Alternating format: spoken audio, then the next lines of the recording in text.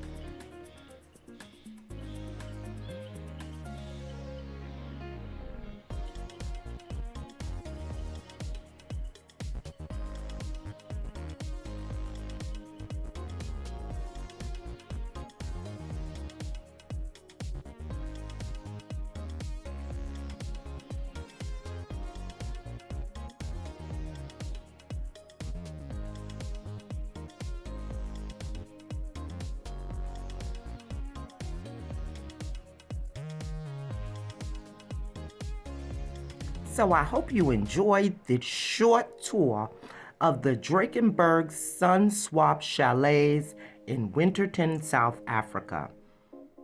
The common areas are absolutely beautiful, and I tried to get it early in the morning where traffic was to a minimum. And I hope it shows just how beautiful this resort is. Absolutely gorgeous. And so far, I am impressed with the service. The meals are delicious.